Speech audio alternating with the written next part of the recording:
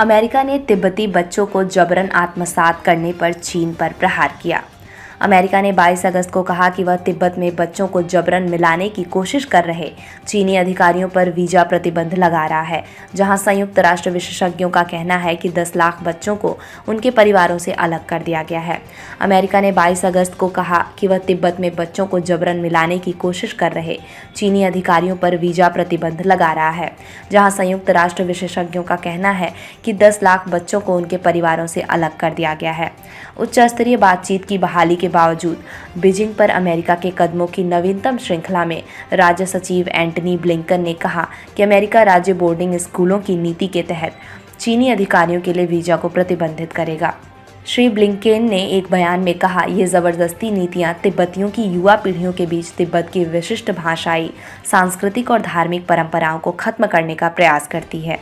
उन्होंने peoples Republic of China का जिक्र करते हुए कहा, हम पीआरसी अधिकारियों से आग्रह करते हैं कि वे तिब्बती बच्चों को सरकारी बोर्डिंग स्कूलों में ज़बरदस्ती भेजना बंद करें और तिब्बत और पीआरसी के अन्य हिस्सों में दमनकारी अस्मिता नीतियों को बंद करें। 2021 से अमेरिका ने चीन पर एक अन्य क्षेत्र शिनजियांग में नरसंहार छेड़ने का आरोप लगाया है। अमेरिकी अधिकारियों, अधिकार समूहों और गवाहों का कहना है कि यह जबरन श्रम शिविरों का एक विशाल नेटवर्क है। चीन ने आरोप से इनकार किया है। विदेश विभाग के एक प्रवक्ता ने कहा कि नए प्रतिबंध तिब्बत में शिक्षा नीति में शामिल वर्तमान और पूर्व अधिकारियों पर लागू होंगे, लेकिन वीजा रिकॉर्ड पर अमेरिकी गोपनीयता कानूनों का हवाला देते हुए उन्होंने अधिक विवरण नहीं दिया।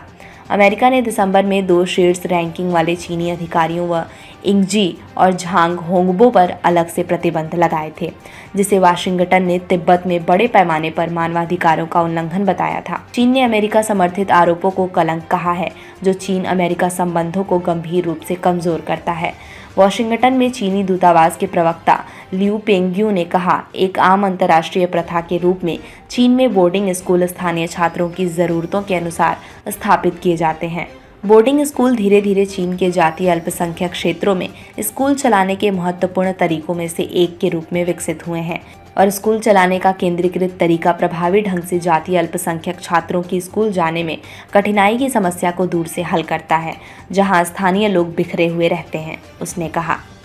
लेकिन श्री ब्लिंकन ने अपने बयान में संयुक्त राष्ट्र के 3 विशेषज्ञों द्वारा फरवरी में दिए गए एक निष्कर्ष का हवाला दिया, जिन्होंने कहा था कि लगभग 10 लाख तिब्बती बच्चों को बोर्डिंग स्कूलों में भेजा गया है, अक्सर बलपूर्वक। विशेष प्रतिवेदकों ने कहा कि कार्यक्रम का उद्देश्य अनिच्छा से तिब्बतियों को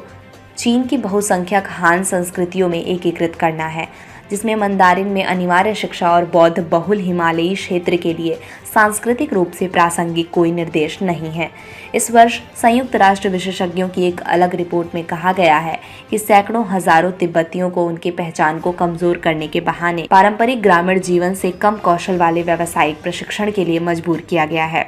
तिब्बत के लिए अंतर्राष्ट्रीय अभियान क्षेत्र के आध्यात्मिक नेता दलाई लामा के करीबी एक दबाव समूह ने बच्चों के अचेतन अलगाव के खिलाफ श्री ब्लिंकन की कार्रवाई की सराहना की।